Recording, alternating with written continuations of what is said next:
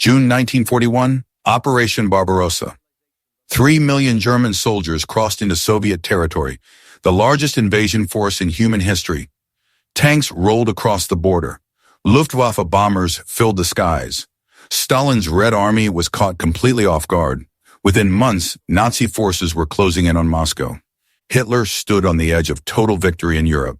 His generals believed the war would be over by Christmas. But 5 years later, Berlin was in ruins. Soviet soldiers raised their flag over the Reichstag. Adolf Hitler was dead by his own hand.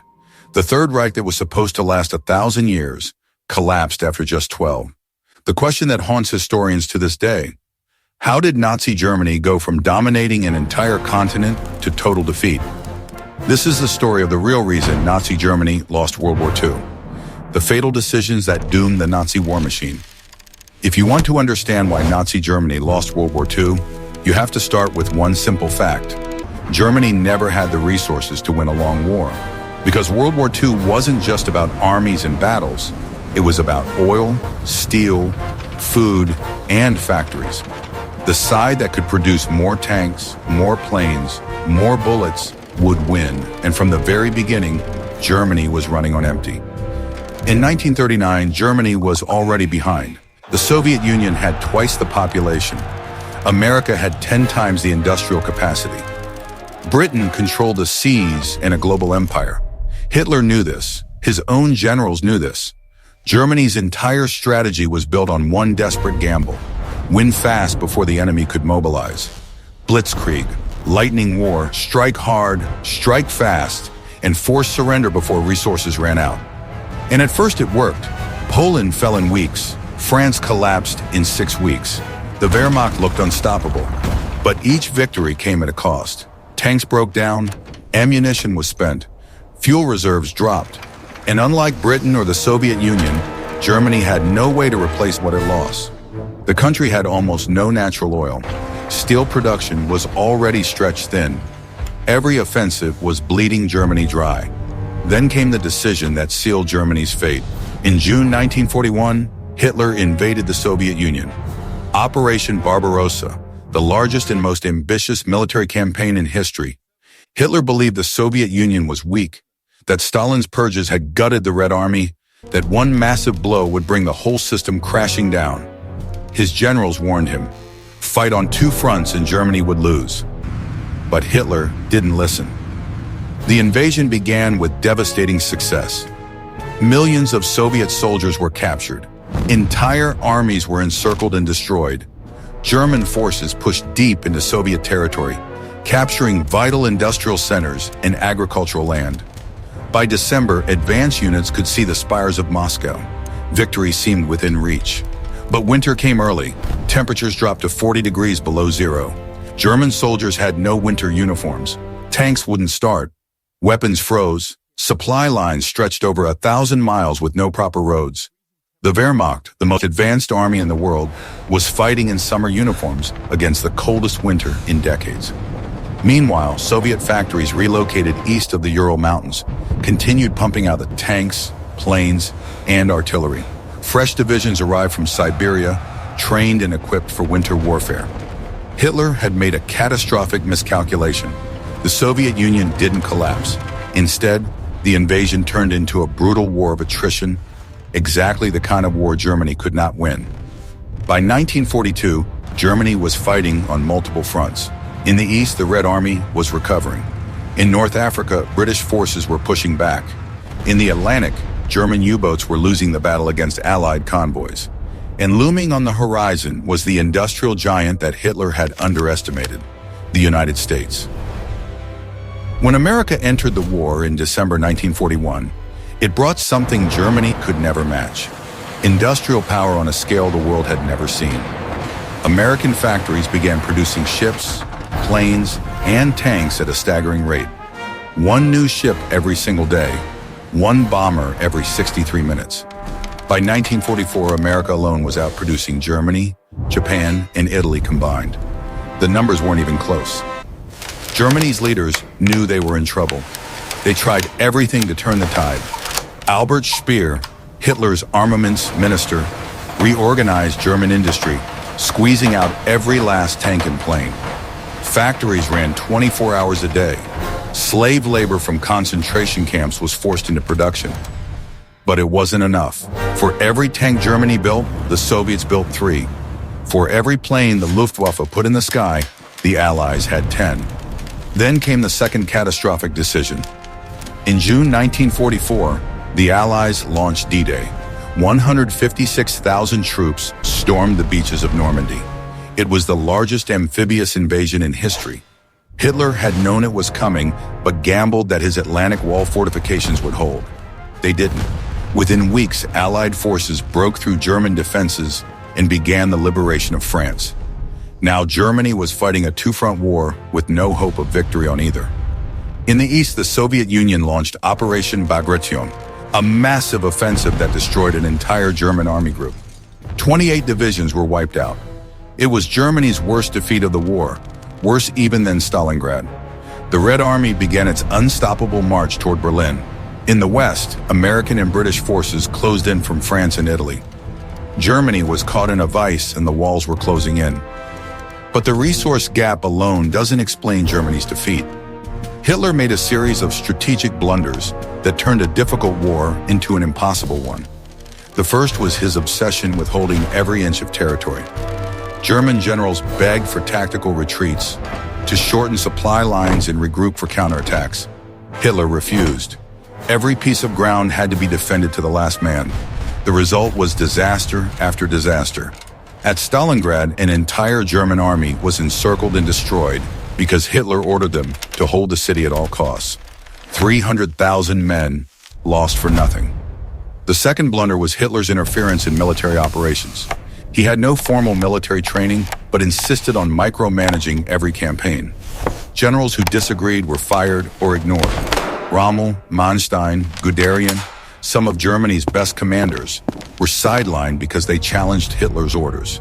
Decisions that should have been made by experienced officers were instead made by a dictator hundreds of miles away from the front lines. It was military suicide. The third and perhaps most catastrophic blunder was the Holocaust. Germany diverted massive resources to the systematic murder of 6 million Jews and millions of others deemed undesirable. Trains that could have carried troops and supplies were instead used to transport people to death camps. Soldiers and SS units that could have fought at the front were instead used to run the genocide. It was evil, and it was strategically insane. Germany was fighting for survival and wasting resources on mass murder.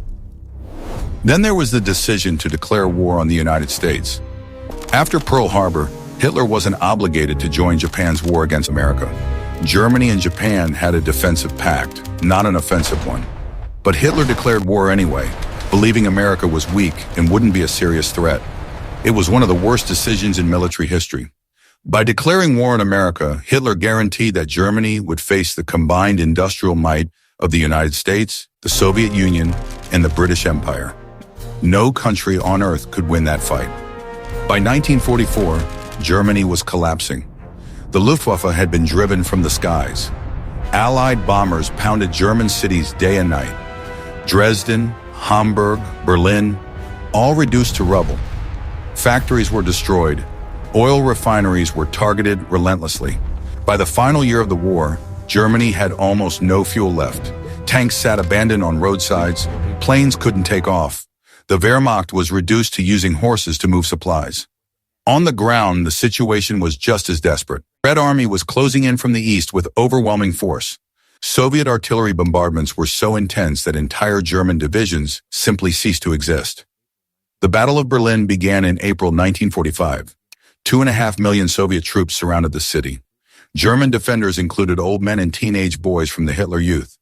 They fought with fanatical desperation, but it was hopeless. Inside his bunker beneath the Reichstag, Hitler was detached from reality.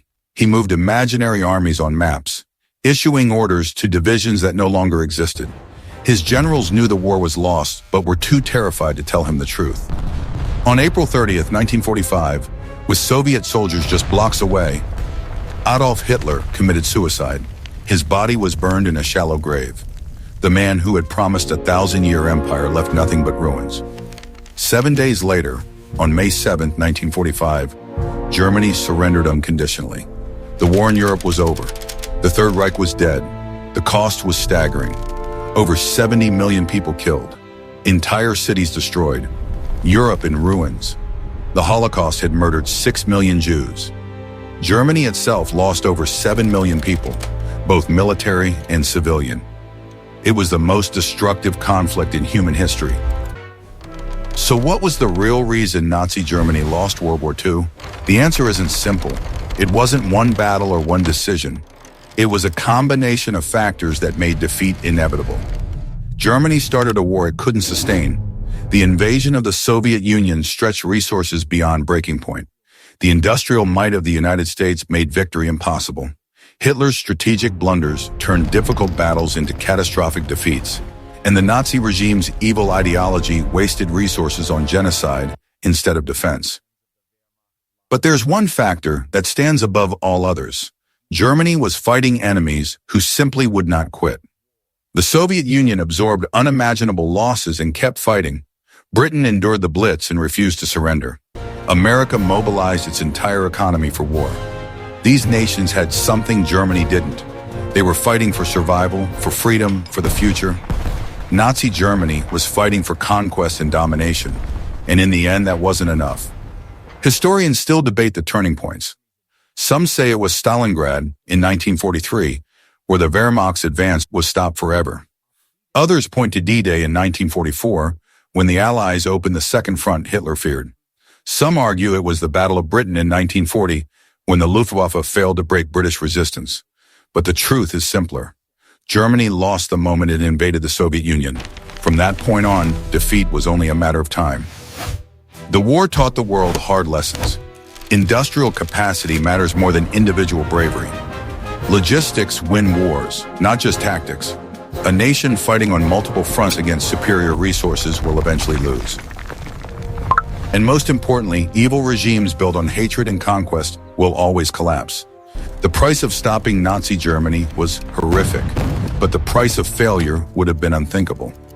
When the guns finally fell silent in May 1945, Europe was in ruins. But from those ruins came something unexpected. Germany was rebuilt as a democracy. The United Nations was formed to prevent future wars. The world vowed never again. The lessons of World War II shaped the next 80 years of history. The Cold War, NATO, the European Union, all born from the ashes of the deadliest conflict humanity had ever known.